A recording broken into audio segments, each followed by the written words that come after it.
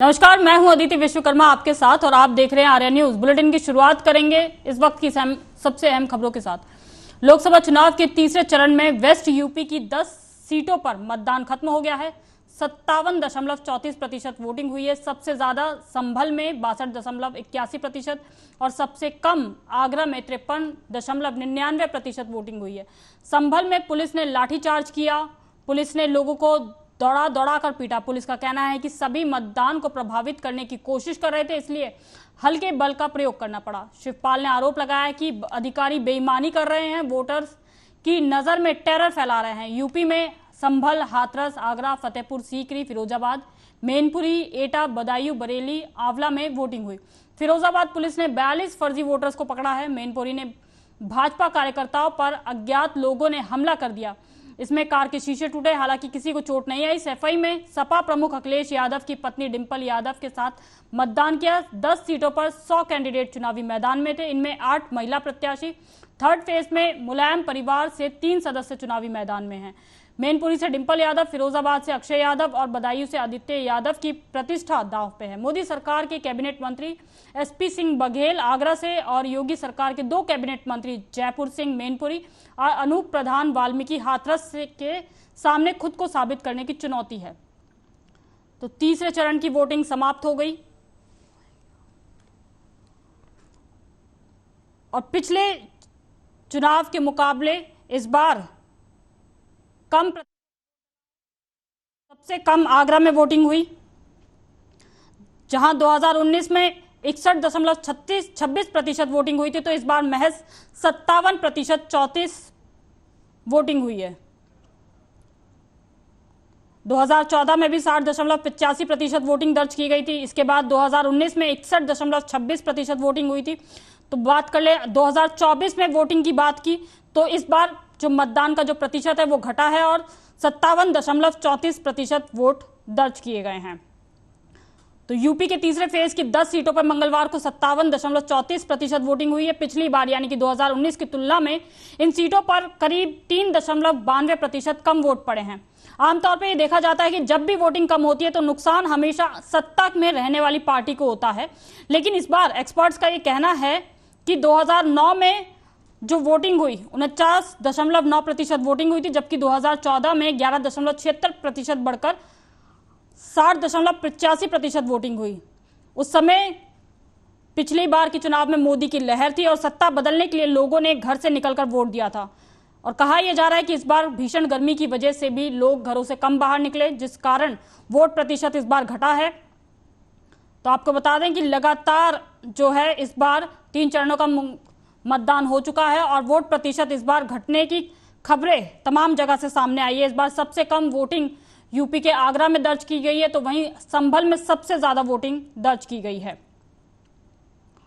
आगरा की बात कर ले तो 53.99% वोटिंग हुई है, तो संभल में 62.81% वोटिंग हुई है। आगरा में एसपी सिंह बघेल बीजेपी से, समाजवादी पार्टी से सुरेश चंद और पूजा अमरोही बसपा से आमने सामने हैं चुनावी मैदान में। इस खबर पर ज्यादा जानकारी के लिए हमारे साथ लखनऊ से संवाददाता अमित सिंह मौजूद हैं। इनसे जान लेते हैं क्या कुछ कारण है जो इस बार जो है वोट प्रतिशत घटा है।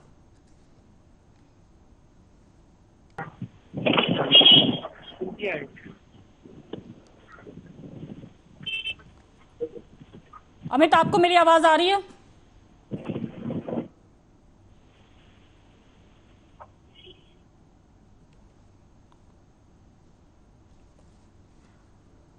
अमित सिंह, क्या कारण रहे हैं जो इस बार जो है वोट प्रतिशत पिछले चुनाव की तुलना में कम हुआ है?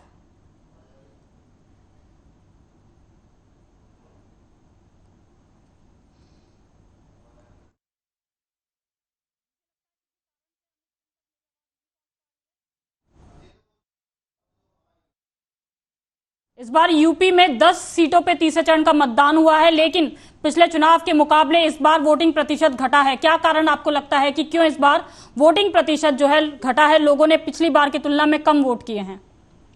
देखिए, प्रकार से देखा जाए तो कहीं न कहीं लगातार जिस प्रकार से देखा जाए हमने 2 चरण देखे हैं इससे पहले जो हुए थे, तो कहीं न कहीं उसका भी वोट परसेंटेज जो है कम देखने को मिला था, जहां लोग जो है घरों से नहीं निकले थे वोट करने के लिए। अगर कल की भी बात करें तो कल भी जिस प्रकार से देखा जाए वोटिंग हुई, लेकिन कहीं न कहीं परसेंटेज जो है वो लगातार घटता जा रहा है। लेकिन जो राजनीतिक पार्टियां कहीं न उनके लिए बड़ी मुसीबत खड़ा करता जा रहा है, क्योंकि उत्तर प्रदेश में जिस प्रकार से वोटिंग परसेंटेज की अगर हम बात कर लेते तो तकरीबन 54% जो है जो वोटिंग हुआ है। लेकिन अगर देखा जाए तो जिस प्रकार से लगातार वोटिंग परसेंटेज है वो घटता जा रहा है, जो राजनीतिक पार्टियों के लिए बड़ी चुनौती खड़ा होता हुआ जरूर नजर आ रहा है। क्योंकि जिस प्रकार से देखा जाए जो राजनीतिक पार्टियां हैं वो अपने दमखम के साथ प्रचार प्रसार करती हुई नजर आ रही है। लगातार देखा जाए कि जिला प्रशासन है वो भी लगातार जो है लोगों के बीच में जा रहा है और इलेक्शन के प्रति जागरूक करने का काम कर रहा है कि लोग घरों से निकले, अपने मत का उपयोग करते हुए नजर आए। लेकिन जिस प्रकार से देखा जाए तो कहीं न कहीं वोट परसेंटेज है वो घटता जा रहा है। लेकिन जिस प्रकार से देखा जाए तो कहीं न कहीं लोगों का जो है चुनाव पर या फिर कहीं न कहीं लगातार जिस प्रकार से देखा जाए तो कहीं न कहीं खत्म होता जा रहा है, लोग जो है वोटिंग के लिए नहीं पहुंच रहे हैं। तो इससे यही साफ जाहिर होता है कि आखिर लोग किन कारणों से नाराज हैं, क्या सत्ता पक्ष से नाराज हैं या विपक्ष से नाराज है, तो किन कारणों से लोग घरों से नहीं निकलने के। हम लगातार जो है वो तस्वीरें भी दिखाया कि देखा गया होगा कि कई पोलिंग बूथ ऐसे थे जहां पर लोग बिल्कुल घरों से नहीं निकल रहे थे, वो वोट का बहिष्कार कर रहे थे। उनका यही कहना था कि जो उनके ग्रामीण क्षेत्र जहाँ से वो रहने वाले कहीं न कहीं उनको मूलभूत सुविधाएं नहीं मिलती। उसी प्रकार से देखा जाए जो लोग होते हैं कहीं न कहीं उनको जो मूलभूत सुविधाएं मिलनी चाहिए, चाहे वो नाली खलंजा हो, लाइट हो, लेकिन जो सुचारू व्यवस्था उनको नहीं मिल पाती, जिन कारण लोग जो है कहीं न कहीं वोट का बहिष्कार करते हुए नजर आ रहे हैं। क्योंकि देखा जाए लोगों का ये मानना है कि जो हम प्रतिनिधि चुनते हैं, जो नेता चुनते हैं, तो कहीं न कहीं वो हमारे काम के लिए जो है पहुंचता नहीं है, क्योंकि वो अलग के रहने वाले के। सबसे बड़ा कारण इस समय अगर देखा जाए तो कहीं न कहीं जो फिल्मी जगत के लोग आ रहे हैं, कहीं न कहीं वो चुनाव होता है तब लोगों के बीच में आते हैं, उसके बाद कहाँ गुल हो जाते हैं, कहाँ गायब हो जाते हैं। तो कहीं न कहीं इन कारणों से लोग कहीं न कहीं नाराज है, क्योंकि जो नेता चाहिए, जो उनका सांसद हो वो क्षेत्रीय सांसद हो, ऐसा नहीं होता है कि अलग जगह से सांसद आते हैं, वो अलग के रहने वाले होते हैं। लोगों को कहीं न कहीं जो सुविधाएं चाहिए, जो उनसे चाहिए, तो वो वहां पर पहुंचते ही नहीं, क्योंकि प्रचार प्रसार भी देखा जाए तो कहीं न कहीं उस अवसर पर नहीं देखने को मिल रहा है। तो इन्हीं कारणों से अगर देखा जाए तो कहीं न कहीं जो वोट परसेंटेज है वो बढ़ता जा रहा है और जो राजनीतिक पार्टियां कहीं न कहीं उनके लिए जरूर मुश्किलें खड़ी करता हुआ जा रहा है। देखा जाए लगातार जो है इन चरणों का जो मतदान हुआ कहीं न कहीं उनमें लगातार जो है लोग घरों से नहीं निकलने, वोट परसेंटेज जो है घटता जा रहा है। लेकिन एक ये भी कारण माना जा रहा है, जिस प्रकार से देखा जाए जो कड़ाके की धूप होती, लोग इन कारणों से घरों से नहीं निकल रहे हैं। लेकिन प्रशासन भी लगातार वहां पर ऐसी चीजों को ध्यान में देता हुआ जरूर नजर आ रहा है कि वहां पर लोग निकले, पानी की व्यवस्था हो, जो छाया हो, तो ऐसी चीजें दे रहा। फिलहाल लोग जो है कहीं न कहीं घरों से नहीं निकल रहे हैं, जो अपने मत का प्रयोग करते हुए नजर नहीं आ रहे हैं। जी जी, आपने 2-3 कारण बताए कि एक तो भीषण गर्मी की वजह से लोग जो है बाहर वोट देने के लिए कम निकले हैं, दूसरा कई जगह पे वोटर्स ने बहिष्कार किया है, उनको मूलभूत सुविधाएं नहीं मिल पाई है। तो इसका सीधा सीधा असर जो है सत्ता पक्ष पे, मुझे ऐसा लगता है कि वोट जो सत्ता पक्ष है उस पर उनके वोट कम हुए हैं और इस बार जो है विपक्ष को सीधा सीधा फायदा मिलता हुआ नजर आ रहा है। हाँ, बिल्कुल साफ तौर पर देखा जा सकता है। लेकिन हम उन पर भी बात कर लेते हैं, क्योंकि जिस प्रकार से जहां पर सबसे ज्यादा वोटिंग हुई, अगर हम संभल की बात करें तो संभल में जिस प्रकार से देखा जाए 62% से अधिक जो है वहां पर जो है लोगों ने जो है मतदान किया है। और दूसरी जगह की अगर हम बात कर लेते हैं फिरोजाबाद की, तो वहां पर भी लोगों ने जो है अपने मत का प्रयोग किया। 58 से अधिक जो परसेंटेज लोगों को जो है लगातार वहां पर लोग पहुंचे। लेकिन कई ऐसे जिले हैं जहां पर सबसे कम परसेंटेज हुआ है। चाहे हम बात कर लें आगरा की, तो आगरा में सबसे कम हुआ है वोट, वहां पर लोग जो कहें 54% जो है वहां पर लोग जो है मतदान का प्रयोग करें। तो लगातार कहीं न कहीं जो सत्ता पक्ष है कहीं न कहीं इससे नाराज है, क्योंकि देखा जाए जिस प्रकार से लोगों का कहना है कि जो है विपक्ष में कोई ऐसा नेता हमें नहीं समझ में आता है जिसको हम वोट करने के लिए जाए, जो सत्ता पक्ष से नाराज है। तो इनके तमाम इन्हीं कारणों से जो लोग हैं वो घरों से जरूर नहीं निकलते हुए नजर आ रहे हैं। क्योंकि देखा जाए जिस प्रकार से लगातार हम बात करें तो लोगों को भी जागरूक करना राजनीतिक पार्टियां कर रहे हैं। अगर देखा जाए तो इस प्रकार से दौरे देखने को मिल रहे थे, जब रैली को संबोधित करते हैं तो उन रैलियों में भी जो लोगों को जागरूक करने का काम करते हैं कि घरों से निकले, मत का प्रयोग करें। और लेकिन लोग है कहीं न कहीं बिल्कुल इस पर ध्यान नहीं देते हुए नजर आ रहे हैं, लोग घरों से नहीं निकलने। तो वजह क्या है ये स्पष्ट नहीं हो पा रहा है कि इन कारणों से लोग घरों से नहीं निकलने। लेकिन एक कारण ये भी तो हो सकता है कि जो है लोग इस बार आश्वस्त हैं कि सरकार जो है तो बीजेपी की ही बनेगी, इस कारण भी लोग जो है वोट देने के लिए आगे नहीं आ रहे हैं। लगातार हालांकि जितने भी तमाम पार्टीज हैं लगातार अपील कर रही हैं कि वोट देने के लिए बाहर आए, लेकिन बावजूद इसके इस बार वोट प्रतिशत घटा है। तो लोगों को कहीं ना कहीं ऐसा लग रहा है कि इस बार सरकार तो बीजेपी की ही बनेगी, लेकिन वोट भी लगता है कि सीधे बीजेपी के ही कम हुए हैं। हाँ, बिल्कुल ये स्वाभाविक हो जाता है कि भारतीय जनता पार्टी जो लोग नाराज हैं वो विपक्ष में कहीं ना कहीं कोई चेहरा ढूंढने की कोशिश करते हैं, लेकिन उनको नहीं समझ में आता। अच्छा, एक चीज और हमने देखा है कि जब लोगों से बात किया, कहीं ना कहीं उनका कहना है कि ईवीएम में धांधली होती है। ईवीएम में जो है वोटों का हेरफेर होता है, एक पार्टी में डालोगे तो उसी पार्टी में जाएगा, दूसरी पार्टी में चला जाता है। तो ऐसी जो है अफवाहें जो फैली हैं, तो कहीं ना कहीं इससे भी लोग नाराज हैं।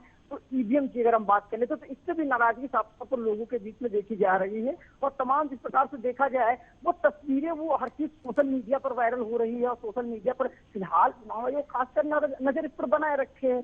लेकिन जिस प्रकार से देखा जाए तो ऐसी चीजें वायरल होती हैं, तमाम वो तस्वीरें आपने भी देखी होंगी। उन तस्वीरों में जहां पर देखा होगा कि किसी राजनीतिक पार्टी की जो नेता है या फिर इनसे उस पर दिया जा रहा वोट, लेकिन दूसरे में जा रहे हैं। तो इससे भी लोग नाराज है कि हम वोट करने के लिए किसी और को जाते हैं, वोट हमारा कहीं और चला जाता है। तो इनकी जो अफवाहें सोशल मीडिया पर है, कहीं कहीं ये जरूर फैलती हुई जा रही है। तो इन्हीं कारणों से जो लोग हैं वो नाराज होते हुए नजर आ रहे हैं। बिल्कुल। और दूसरी बात जिस प्रकार से देखा कि प्रचार प्रसार है, कहीं जो बाहुबली नेता हैं या फिर जो प्रत्याशी हैं वो अपने दमखम के साथ लोगों के बीच में जाते हैं और रैलियां निकालते हैं, गाड़ियां निकालते हैं, अपना काफिला निकालते हैं। तो कहीं इन्हीं सभी कारणों से लोग नाराज, क्योंकि जो नेता है वो जनता के बीच में नहीं पहुंचा। क्योंकि जनता को क्या चाहिए, जो नेता होगा वो जनता के बीच में पहुंचे और जनता के बीच में जानने की कोशिश करे कि उनको क्या चाहिए, उनके यहाँ पर कौन सा विकास काम कार्य नहीं हुआ है। तो इन्हीं सब मुद्दों के लिए जनता से जब नेता पहुंचते नहीं, उनका सम्मान नहीं हो पाता, तो लोग क्यों फिर वही सोचते हैं कि हम क्यों वोट करने के लिए जाए। तो तमाम इन्हीं कारण है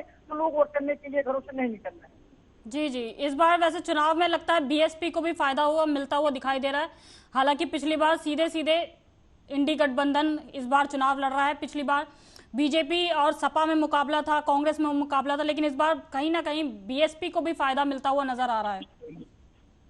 देखिए, अगर हम बीएसपी की बात करें तो इससे पहले जो चुनाव हुआ था तो बीएसपी ने जो है बीएसपी में वहां से जिस प्रकार से देखा जाए समाजवादी पार्टी और बसपा का इनका गठबंधन हुआ था, लेकिन कई सीटों पर जो है जीत जो है हासिल हुई। लेकिन जिस प्रकार से देखा जाए लेकिन अच्छा प्रदर्शन नहीं देखने को मिला। फिलहाल जिस प्रकार से देखा जाए तो इस बार का जो है कांग्रेस है या इनके अन्य सहयोगी दल हैं उनके साथ जो यह गठबंधन बनाया गया, इंडिया अलायंस बनाया गया, इसके साथ जो है चुनाव लड़ते हुए नजर आ रहे हैं। फिलहाल जनता का क्या मूड है, जनता किसके खेमे में जाएगी, ये तो जब परिणाम आएगा, परिणाम आने के बाद ही क्लियर हो पाएगा। जी जी, बहुत बहुत धन्यवाद अमित सिंह इस तमाम जानकारी के लिए। तो अमित सिंह ने बताया कि जनता का क्या मूड है वो तो आने वाले 4 जून के नतीजे ही बताएंगे। फिलहाल क्या कारण रहा है ये तो वोटर्स ही जाने, लेकिन इसका फायदा कौन सी पार्टी को मिल रहा है, कौन सी पार्टी को नुकसान हो रहा है, इसका जो नतीजा है वो 4 जून को ही सामने आएगा। बहरहाल रुक कर लेते अगली खबर की ओर। तेलंगाना के करीमनगर में प्रधानमंत्री नरेंद्र मोदी ने कहा कि कल देश में तीसरे चरण का चुनाव पूरा हो गया है। तीसरे फेज में कांग्रेस और इंडी गठबंधन का तीसरा फ्यूज उड़ गया है। अभी 4 चरण का चुनाव बाकी है। जनता के आशीर्वाद से भाजपा और एनडीए तेजी से विजय रथ की ओर आगे जा रहा है। यहां अपने भाजपा सांसद की जीत पहले से ही सुनिश्चित कर दी गई है। कांग्रेस की हार यहां इतनी पक्की है कि बहुत मुश्किल से वो किसी को चुनाव लड़ने के लिए मना पाई है। बीआरएस का यहां कोई अता पता नहीं है। तो प्रधानमंत्री मोदी तेलंगाना में जनसभा को संबोधित करते हुए ये साफ कर रहे हैं कि यहां से जो जीत है सुनिश्चित कर रहे हैं वो बीजेपी की ही होगी। क्या कुछ कहा, सुनिए आप।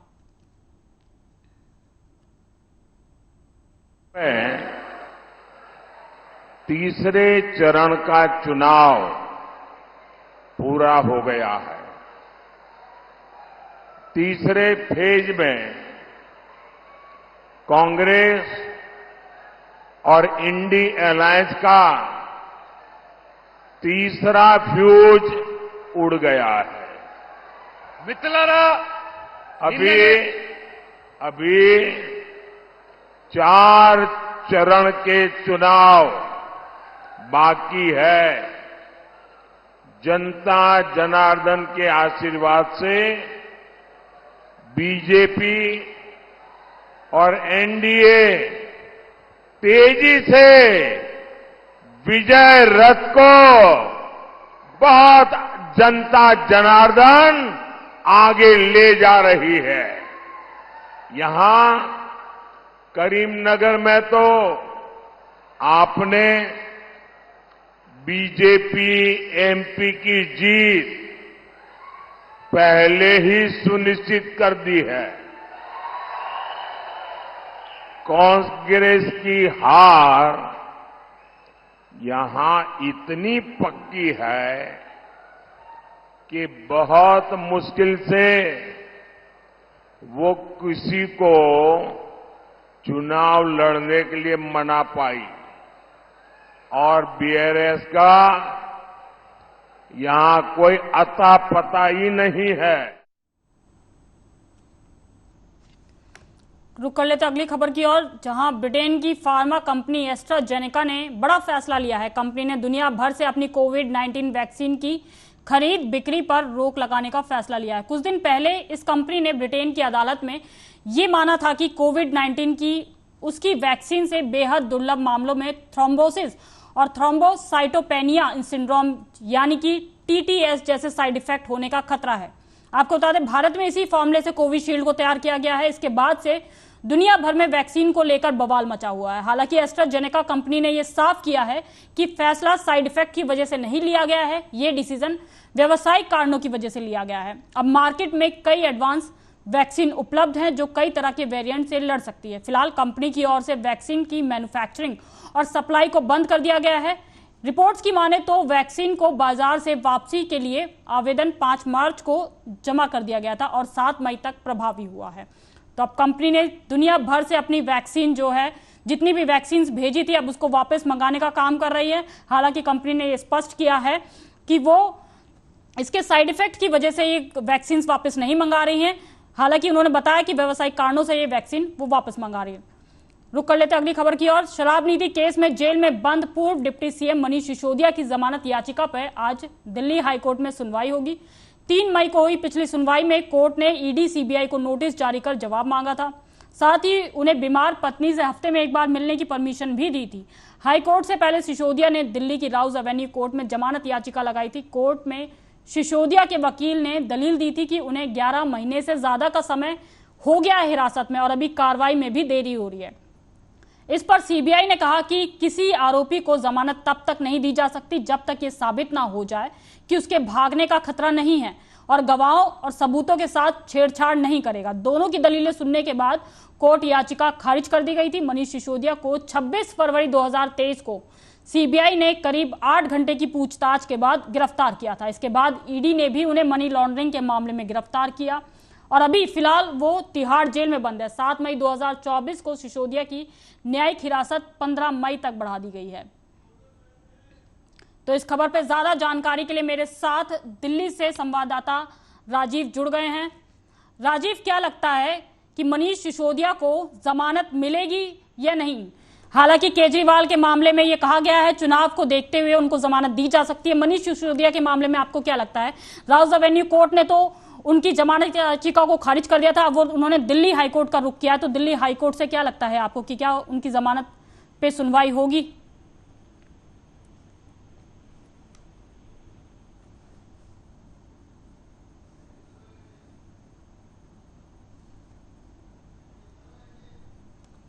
तो आज दिल्ली हाईकोर्ट में मनीष सिसोदिया की सुनवाई है, जमानत को लेकर सुनवाई है। फरवरी 2023 से पूर्व डिप्टी सीएम तिहाड़ जेल में बंद है।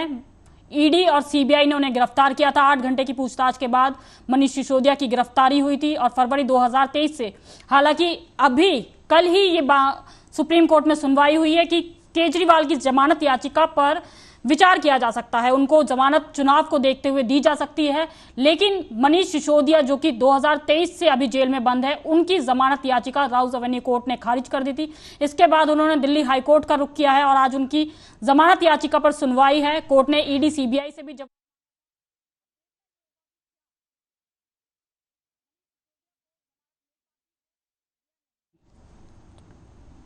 चलिए, इसका फैसला तो सुनवाई के बाद ही पता चलेगा कि मनीष सिसोदिया कोर्ट से छूटते हैं या नहीं। फिलहाल रुक कर लेते अगली खबर का। अगर आप आज हवाई सफर करने वाले हैं तो ये खबर आपके लिए बड़ी है। एयर इंडिया और एयर इंडिया एक्सप्रेस एयरलाइंस को अचानक अपनी 78 फ्लाइट्स कैंसिल करनी पड़ी है और इसका बड़ा कारण यह है कि कर्मचारियों की कमी। दरअसल एयरलाइंस के क्रू मेंबर्स सामूहिक रूप से, यानी कि मास मेंबर्स ने, जो एम्प्लॉयज थे वहां के, बीमारी के चलते छुट्टी पर चले गए हैं, जिस कारण कंपनी को यह कदम उठाना पड़ा। खास बात यह है कि इन कर्मचारियों ने लीव के लिए कोई नोटिस भी नहीं दिया।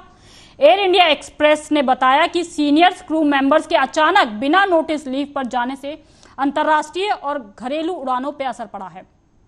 मंगलवार रात से इस विरोध से बड़ा रूप ले लिया गया है, जिससे एयरलाइंस को 78 से ज्यादा फ्लाइट्स कैंसिल करनी पड़ी है। इनमें से सबसे ज्यादा फ्लाइट मिडल ईस्ट और गल्फ देशों के लिए हैं। साथ ही कई फ्लाइट्स में देरी हुई है। खबर यह भी है कि एयर इंडिया और एयर इंडिया एक्सप्रेस का आपस में विलय होने वाला है, जिसका कर्मचारी लगातार विरोध कर रहे हैं। दोनों एयरलाइंस के पायलट और कैबिन क्रू को लग रहा है कि उनकी जॉब खतरे में है। एयर इंडिया एक्सप्रेस ने बयान जारी करते हुए कहा कि हमारे सीनियर्स कैबिन क्रू के एक वर्ग ने कल रात आखिरी मिनट में बीमार होने की सूचना दी, जिसके कारण उड़ान में देरी हुई और कई फ्लाइट्स रद्द कर दी गई। हम इन घटनाओं के पीछे के कारणों को समझने की कोशिश कर रहे हैं, क्रू मेंबर से बात कर रहे हैं। वही हमारी टीमें, ये एयर इंडिया एक्सप्रेस की तरफ से बयान जारी किया गया है कि हमारी टीमें यात्रियों को होने वाली असुविधा को कम करने के लिए तेजी से काम कर रही है।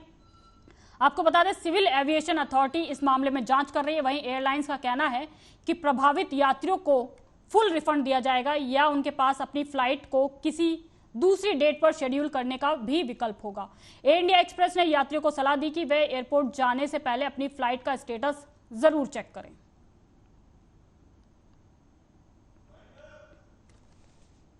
बहरहाल अभी के इस बुलेटिन में बस इतना ही। देश दुनिया की तमाम खबरों के लिए आप देखते रहें आर्या न्यूज।